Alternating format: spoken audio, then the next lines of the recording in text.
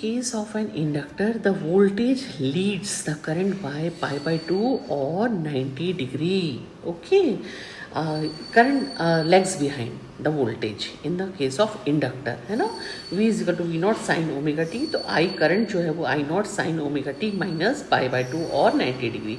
Correct. अब आप पूछोगे why, क्यों होता है ऐसा, इंडक्टर में ऐसा क्यों होता है, वोल्टेज लीड क्यों करती है करंट से बाय 90 डिग्री या पाई बाय 2. देखो क्या होता है कि इंडक्टर का एक नेचुरल बिहेवियर क्या है कि एक इंडक्टर जो है वो बिल्ड करता है किसको, मैग्नेटिक फील्ड को. कब, जब उससे करंट फ्लो करती है उसके अंदर, ठीक है. लेकिन वो अपोज करता है any change in the current. कैसे अपोज करेगा, by inducing a back EMF, है ना. This is the direct consequence of Faraday's law. इतना आपको पता है. इससे ये क्या बताता है कि जो वोल्टेज अक्रॉस द इंडक्टर है वो प्रोपोर्शनल किसका है, how quickly the current is changing, है ना.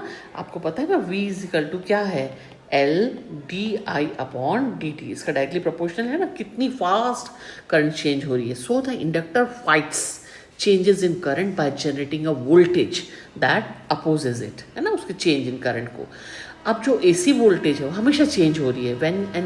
when you apply an AC voltage it changes sinusoidally. The inductor reacts immediately to the change in voltage by trying to oppose the change in current, ठीक है. But since the inductor resists rapid change in current, the current takes time to build up, so it lags behind. Correct. भाई उसका विरोध कर रहा है ना, वो विरोध करेगा तो उसको बिल्डअप होने में टाइम लगेगा ना करंट को, तो वो लैग बिहाइंड कर जाती है, ठीक है. तो यही रीज़न है. At the start voltage begins to rise but the inductor resist current from rising immediately. उसको करंट का अपोज कर रहा है ना, तो क्या होगा, यही होगा. As a result current increases slowly and reaches its peak later 90 degree